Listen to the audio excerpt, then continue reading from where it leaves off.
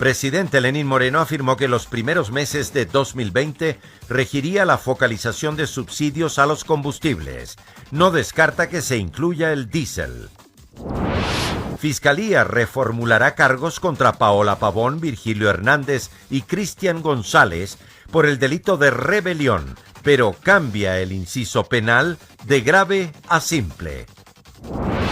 Según el subdirector del IES, las reservas para el pago de pensiones solo tendría liquidez hasta el 2053 con el 40% del aporte estatal. Actualmente el gobierno aportaría el 28%. Desvío del cauce del río Machángara provocó el socavón en el puente del sector de la Recoleta. El tránsito en el lugar se habilitará en un mes. En lo internacional, al menos 9 muertos tras caer una avioneta privada en Caracas, Venezuela. Además, intensas lluvias y deslizamientos afectan carreteras en el norte de Perú.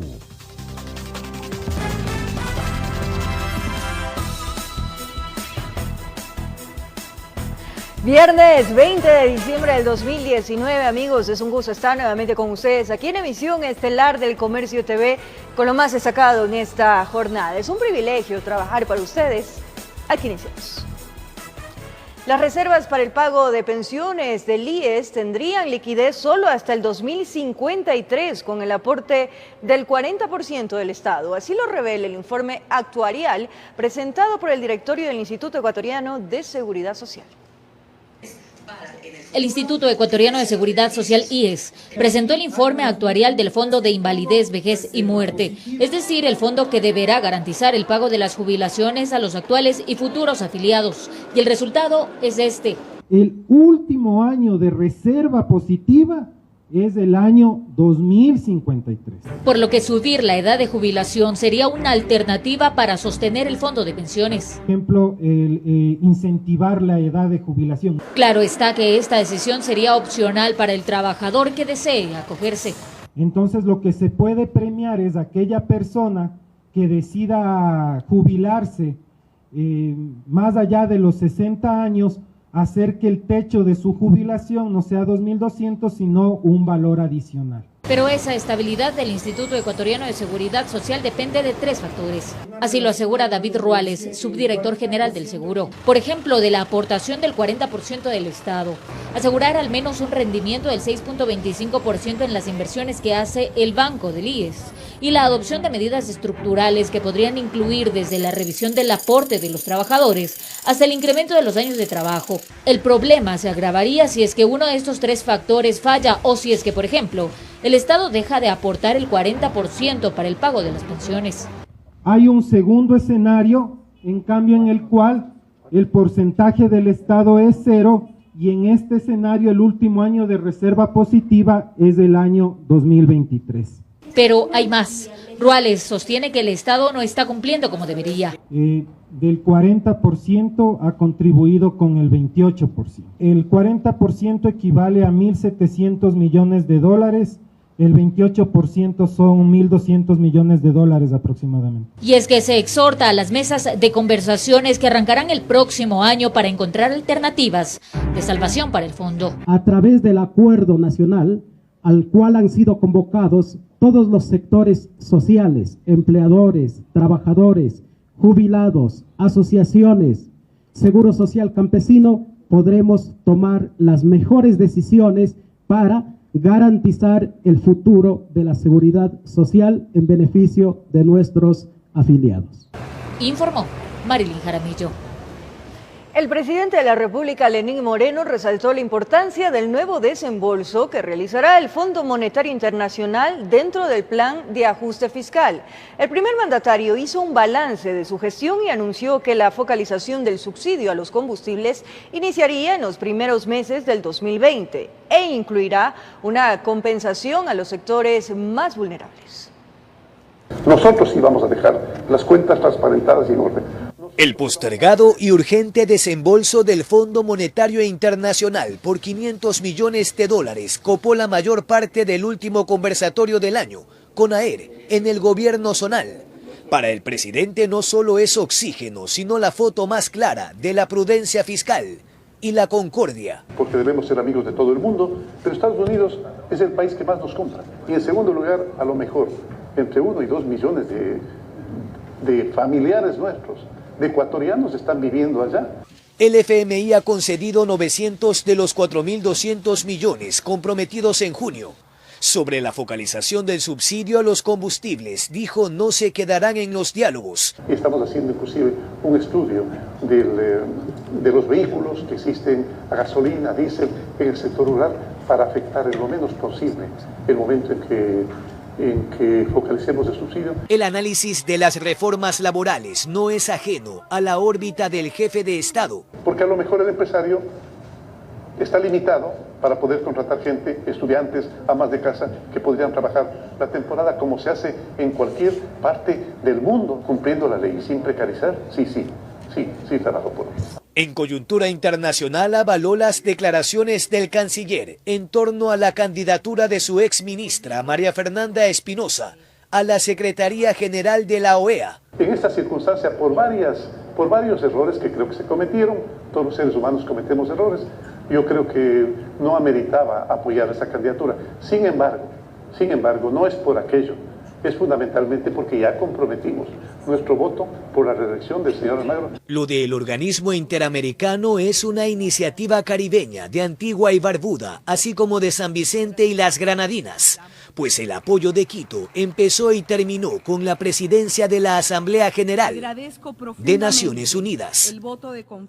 Informó Jorge Escobar. Y como lo anunciamos, el Ecuador recibirá un nuevo desembolso por parte del Fondo Monetario Internacional. Esto representaría un alivio para el Estado, según expertos, debido a los compromisos que debe solventar en la época. El desembolso de 498 millones de dólares a favor de Ecuador fue aprobado por el directorio del Fondo Monetario Internacional luego de analizar y redefinir las metas del acuerdo de intención que sostiene el gobierno ecuatoriano con este organismo. Creo que al final al gobierno ecuatoriano, desde el punto de vista de las finanzas públicas, le permite tener un oxígeno, ¿no? Un oxígeno desde el punto de vista financiero. La flexibilidad del FMI ocurre tras el paro nacional de octubre pasado y aunque existe flexibilidad por parte del organismo, también manifiestan y dejan claro que en adelante esperan reformas, una de ellas al Código de Planificación y Finanzas Públicas, pues sería clave para garantizar la sostenibilidad fiscal a largo plazo. Esas reformas deben darse por bien del país, no porque exige el Fondo Monetario. El dinero será entregado al país antes de finalizar el año. Esta nueva renegociación es un punto a favor de Ecuador sin dudas, pero de nada serviría para solucionar el déficit fiscal, tampoco los ingresos considerados por el Estado para los próximos años. Al final usted para disminuir el déficit fiscal es o aumenta ingresos o disminuye todo lo que son gastos. ¿Sí? En términos de ingresos más impuestos eso no va a ser posible. O sea, seguimos en esa estrategia de seguir sosteniendo la economía a base de deuda, pero el problema es que la deuda no es eterna y además hay que pagarla. De acuerdo a la estimación gubernamental, el déficit ascenderá el próximo año a 3.500 millones de dólares, pero el Colegio de Economistas de Pichincha tiene otro criterio. Para nosotros va a ser alrededor de 7.500 y 8.000 millones de dólares del déficit. Es por ello que le plantearon al presidente varias alternativas para generar ingresos. Por ejemplo, la focalización de subsidios y más producción petrolera. Ya no tienen a qué ponernos impuestos. Entonces nosotros estamos dando soluciones de tipo social. El focalizar los subsidios es un hecho. El presidente mismo ya lo ha anunciado. Con esto se podrían generar hasta 900 millones de dólares. En todo caso, ambos concuerdan en que los subsidios generalizados a los combustibles deben eliminarse y focalizarse de manera inteligente, de tal manera que el país pueda obtener ingresos y ya no depender de deudas, informó Carolina Santé. La Fiscalía solicitará la reformulación de cargos en contra de Paola Pavón, Virgilio Hernández y Cristian González, dentro del delito de rebelión del cual son procesados, pero cambia el inciso penal de grave a simple, con el que podrían recibir una pena menor. La reformulación de cargos en el proceso de supuesta rebelión llamado Paola Pavón y otros fue solicitado por la Fiscalía este viernes. Lo que pide la autoridad es que dentro del mismo tipo penal se sancione ya no el numeral 4 del artículo 336, sino su numeral primero que dice: la persona que realice uno o varios de los siguientes actos será sancionado con pena privativa de libertad de 7 a 10 años. 1. Se levanten armas para derrocar al gobierno o dificultar el ejercicio de sus atribuciones. De esta manera, dentro del mismo tipo penal de rebelión se busca reformular cargos. Eso sucede mientras el gobierno ya ha dado cumplimiento a las medidas cautelares otorgadas por la CIDH a favor de la prefecta de Pichincha. La prefecta ha sido trasladada el día de ayer ya a un nuevo centro de privación de libertad. De lo que conozco, según el pedido de sus familiares, la tarde de ayer fue ya trasladada a la Casa de Confianza, así se llama, a una casa de confianza en la provincia de Pichincha. Además, las medidas cautelares se otorgaron al activista Cristian G., detenido también por rebelión dentro del proceso en donde se vincula a Pavón. Son 2 traslados, uno del CDP de Quito a la cárcel 4 de Quito, el del señor González, el otro, el de la señora Pavón, de la Tacunga, a la Casa de Confianza. Según la Fiscalía, en los elementos de convicción encontrados el pasado 14 de octubre en los allanamientos a los domicilios de los 3 acusados de rebelión, se encontraron indicios que daban cuenta de los planes para desconocer la Constitución e incitar a la ciudadanía a levantarse en armas y de esa forma derrocar al gobierno. Informó Javier Rosero. El Consejo Nacional Electoral no determinó irregularidades en el caso denominado Arroz Verde. El informe fue aprobado con 3 votos de 5 consejeros presentes. El mismo será entregado a la Contraloría, Fiscalía General del Estado y la Asamblea Nacional. No tenga pereza, Presidenta, siempre la justicia. En medio de desacuerdos y 2 bandos claramente definidos, algo que ha caracterizado últimamente al Consejo Nacional Electoral. Su Pleno aprobó el informe de la Dirección Nacional de Fiscalización y Gasto Electoral sobre las investigaciones realizadas al caso Arroz Verde. El vicepresidente Enrique Pita y el consejero Luis Verde Soto de la minoría dejaron sentado su malestar al no compartir que la documentación contable presentada por Alianza País para las elecciones del 2013 fue correcta, conforme a derecho y sin errores. Además del informe descarta fallas de fiscalización en el máximo organismo electoral.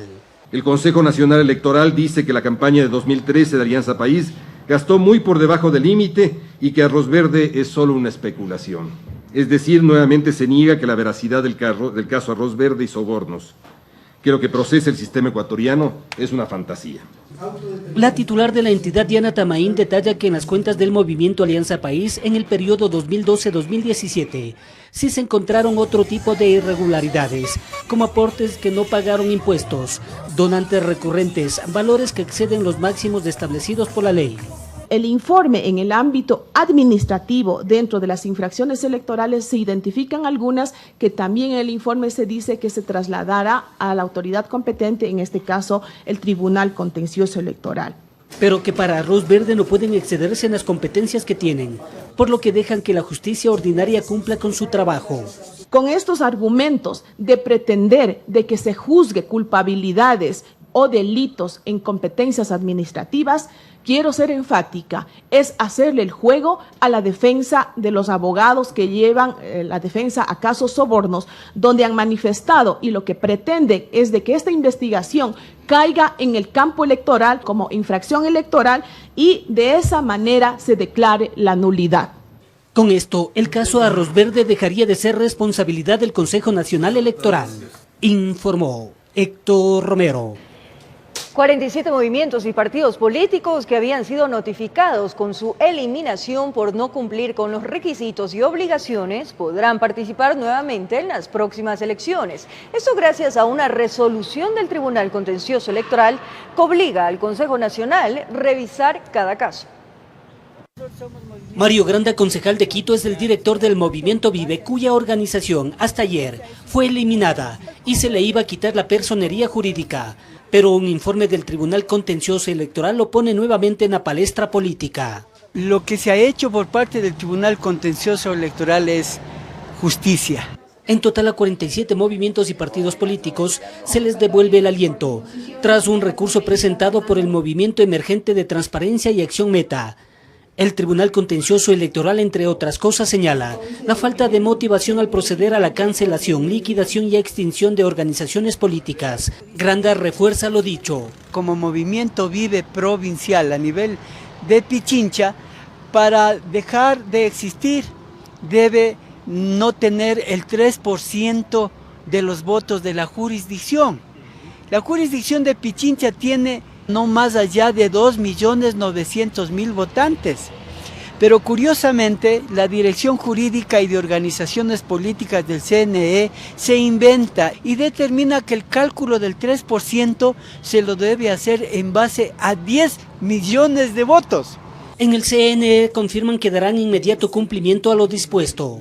El Tribunal Contencioso Electoral lo que determina nuevas reglas para que sean consideradas para la extinción de las organizaciones políticas, y eso para nosotros significa de inmediato cumplimiento. Pero para todas las organizaciones políticas que fueron notificadas como extintas, y esto también involucra notificar a las más de 270 organizaciones políticas la condición en las que se encuentran en este momento, lo que llamábamos si está con tarjeta amarilla o no, para que tengan conocimiento y desde ahí empieza el debido proceso. Es decir, aplicarán borrón y cuenta nueva, informó Héctor Romero.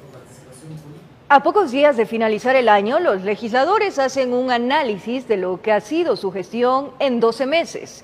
Para las autoridades el balance es positivo, mientras que para otros faltó más trabajo y menos polémica. Durante 2019, el Pleno de la Asamblea Nacional se reunió en 122 ocasiones y aprobó 19 leyes, de las cuales solo 6 están publicadas en el registro oficial. César Litardo, el presidente de la legislatura desde mayo pasado, califica como positiva la gestión de este año. No solamente hay que ver la cantidad de leyes, sino la calidad, es decir, haber aprobado reformas integrales al Código Orgánico Integral Penal, haber aprobado reformas integrales al Código de la Democracia y algunas leyes más, como la Ley de Simplicidad Tributaria, etcétera, demuestran de que la Asamblea Nacional, cuando trabaja en consenso, cuando trabaja en acuerdos, puede gestionar y hacer leyes para la gente. Pero otros legisladores tienen criterios diferentes. Se han hecho esfuerzos por superar algunos problemas de debilitamiento de la Asamblea. Lamentablemente la Asamblea ha sido presa de la politiquería, de buscar intereses personales o de grupos en vez de pensar en el interés del país. Para 2020 quedan pendientes otras normativas. La primera a tratarse será el Código de Salud. Pero también algunos consideran necesario que se retome el tratamiento de las reformas a la función legislativa. Nosotros hemos visto que mucho ha afectado las decisiones de la Asamblea o ha difuminado el trabajo, el tema de los cambios de orden del día. Eso tiene que estar en una reforma ya de la función legislativa que no se ha tratado. En el ámbito de fiscalización, la Asamblea deberá empezar el año tratando el juicio político a la presidenta del Consejo Nacional Electoral, Diana Tamaín, considerando que 2020 será año electoral. Nosotros tenemos mucho que hacer en legislación en favor del país y ojalá que el 2020 nos encuentre con esa predisposición de trabajar en legislación y que el año electoral no nos perjudique mirando los intereses a veces individuales. Informó Carolina Basante. ¡Buenos días, niñas!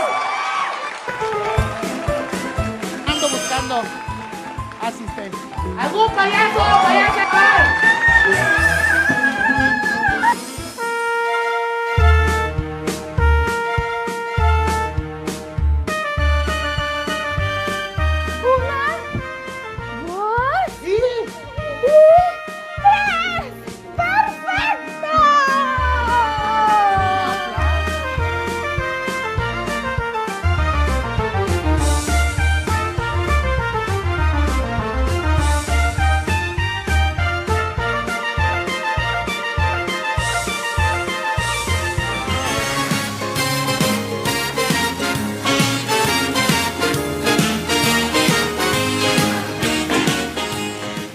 Nos acompaña en nuestro estudio, a propósito de la Navidad y la fecha que estamos viviendo, el Coro de la Compasión, cuyos coristas son niños, jóvenes y sus madres, que viven en la parroquia Calderón, al norte de Quito. A continuación vamos a escuchar al Coro de la Compasión con su tema Duérmete, niño chiquito, que lo disfrute.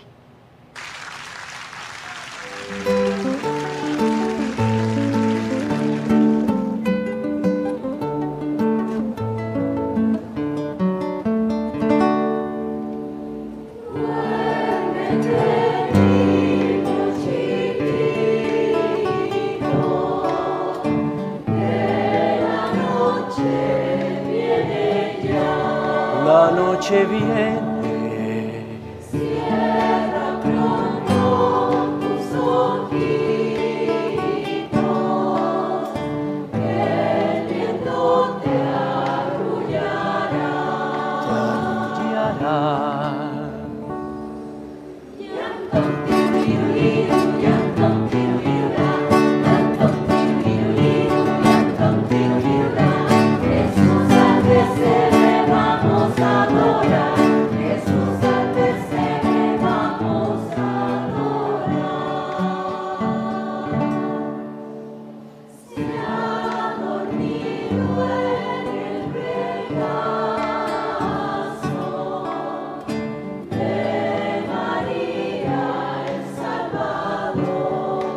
Salvador, para soñar dulcemente, música y cantos de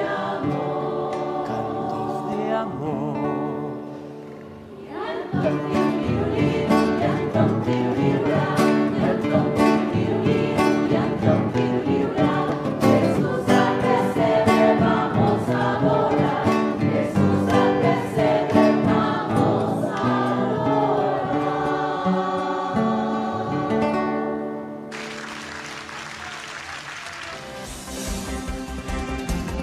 Más adelante les contamos, amigos televidentes, que los 2 policías detenidos por el robo con muerte del comerciante cuencano Juan Llanza serían los supuestos autores intelectuales de este asesinato. Además, tras el socavón registrado en el puente sobre el río Machángara en el sector de La Recoleta, aquí en Quito, las autoridades anunciaron que se suspende el tránsito vehicular. Los detalles en breves minutos.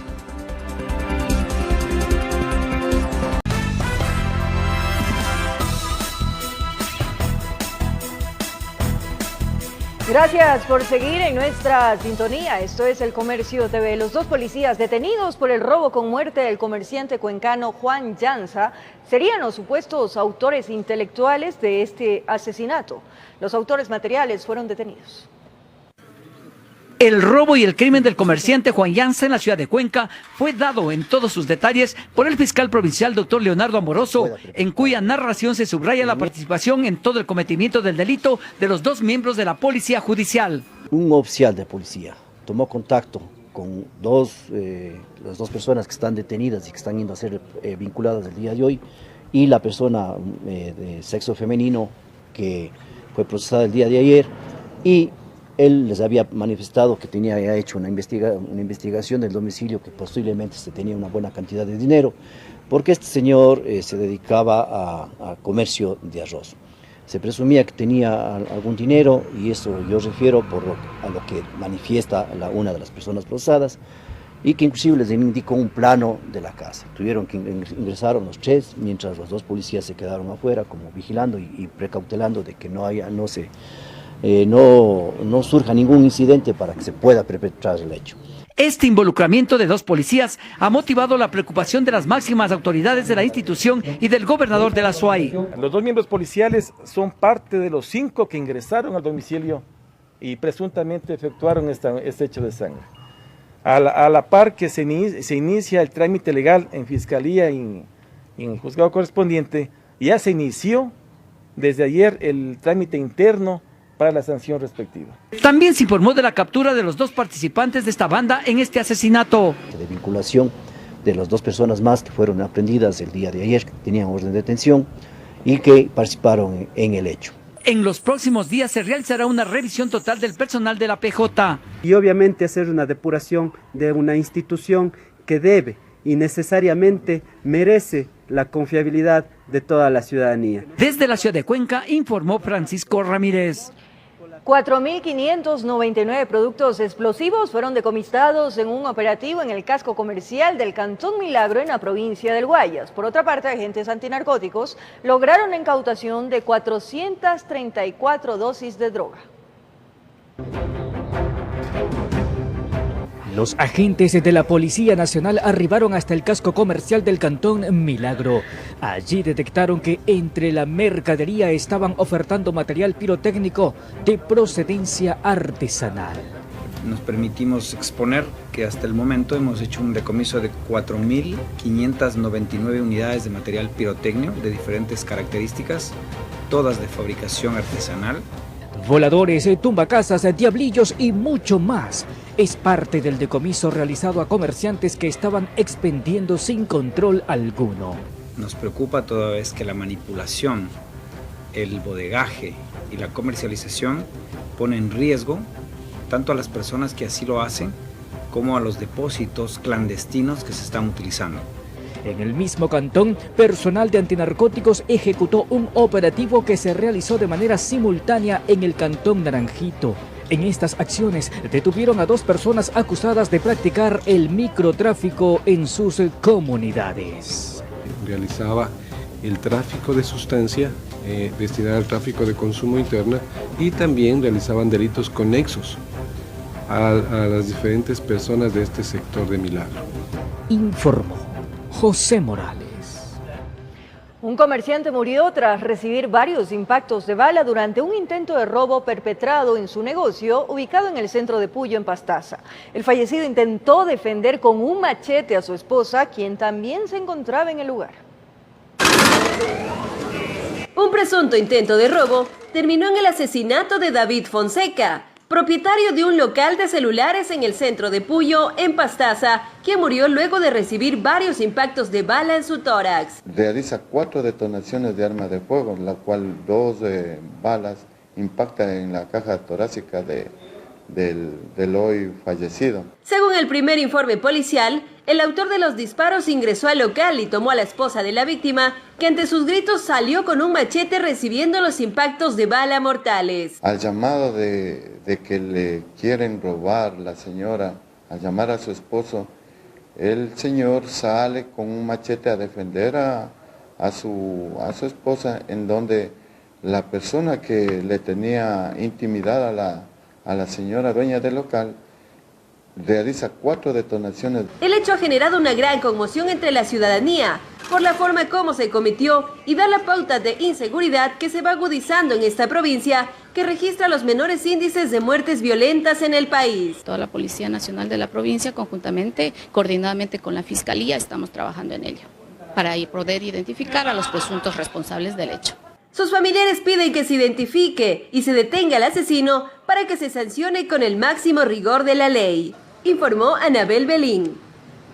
660 policías realizaron una intervención en varios predios que habrían sido invadidos en el sector de Calderón, en el norte de Quito. Autoridades advierten que de no legalizar las tierras se procederá a un desalojo.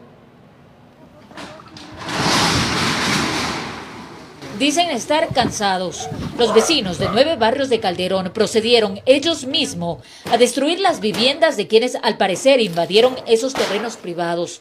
Aprovecharon entonces la intervención de 660 elementos policiales que llegaron a advertir de la obligación de legalizar las tierras. Y de alguna manera prevenir sobre todo en este problema que existen entre supuestos propietarios de ciertos predios y de supuestos invasores, evitar algún tipo de enfrentamiento que pueda degenerar en algún tipo de lesiones, en algún tipo de escándalos de mayores proporciones. Pues hay quienes dicen ser dueños de esos predios, pero no tienen documentos legales. Tenemos papeles, escrituras no tenemos todavía, pero está en proceso de regularizar esto también. Gustavo Zarango, vecino del lugar y quien reside ahí desde hace 23 años, sostiene que a pesar de no tener los papeles que lo certifiquen, ha cumplido con los requerimientos necesarios. Tenemos los recibos que nos han dado la cooperativa en sí, para pagos y esos que se han realizado, de los bordillos adoquinados. En el operativo realizado también intervino la Intendencia de Policía. Hay personas que están aquí hace 10 o 15 años que tampoco tienen su título de propiedad, que han sido presuntamente estafados, que hay un tráfico de tierras en este espacio, así como hay personas hace 2 meses o hace 3 meses que también indican ser dueños de estas propiedades y que tampoco tienen su título de propiedad. Para poder proceder con un desalojo necesitamos que las personas justifiquen su propiedad. Desde la Policía Nacional se informó que un amplio contingente policial permanecerá en el lugar constantemente para resguardar la seguridad. van a permanecer alrededor de un refuerzo de 120 policías, a más de ya el servicio permanente que existe aquí en el distrito Calderón. Y es que esta es una advertencia para que quienes dicen ser dueños de esos predios obtengan sus títulos de propiedad. Caso contrario, en los próximos días se procederá a un desalojo, informó Marilyn Jaramillo. Y atención, tras el socavón registrado en el puente sobre el río Machángara en el sector de La Recoleta, al centro sur de la capital, las autoridades anunciaron que se suspende el tránsito vehicular por un mes mientras duren los trabajos de reforzamiento de la estructura. Luego que la tarde del pasado jueves se reportara la caída de mampostería y se identificara un enorme hueco debajo del puente sobre el río Machángara en el sector de La Recoleta, centro-sur de la capital, las autoridades municipales informaron que el tránsito vehicular por este lugar se suspende por un mes mientras duren los trabajos para reforzar esta estructura. Estos trabajos demandan alrededor de 30 días para su ejecución, la remediación de la emergencia. Mientras tanto, tenemos que mantener cerrado el paso en el puente. El anuncio lo hicieron luego de que los equipos técnicos descendieran para realizar la respectiva inspección, en la cual se determinó que producto de las constantes lluvias, sumado a obstáculos como basura, palos, piedras y demás elementos, el cauce del río sufrió una desviación. Ocasionando filtraciones, se filtró prácticamente hacia las bases del puente y esto erosionó, produciendo el asentamiento en el arco central del puente. Por lo cual el trabajo arrancará realizando la limpieza del cauce con el fin de ubicar las plataformas para el enrocado. Para conducirlo a través del arco principal, que es por donde pasan las aguas del Machángara. Esto nos permite además trabajar sobre el área afectada, donde vamos a hacer un hormigonado con hormigón hidráulico y vamos a corregir de esta manera las fallas producidas en el puente. En este marco se resaltó que las paradas del servicio de transporte trolebús en el centro histórico seguirán suspendidas, mas no así el servicio, pues este tomará vías alternas, principalmente la avenida Pichincha. Sentido norte-sur avanzamos nuevamente hasta la parada Alameda y avanzamos por la Pichincha haciendo una provisional en Marín Central. Nuevamente retomamos la avenida Sena, Maldonado, normalmente hacia el sur. Lo que es sentido sur-norte, normalmente hasta la estación del Recreo, avanzamos por el eje oriental, por la avenida Velasco Ibarra, Pichincha e ingresamos nuevamente por la parada Alameda hacia el norte. En Quito informó Adriana Rojas. Y un buen fin de semana para ustedes también, amigos televidentes. Todos nuestros mejores deseos. Un abrazo grande.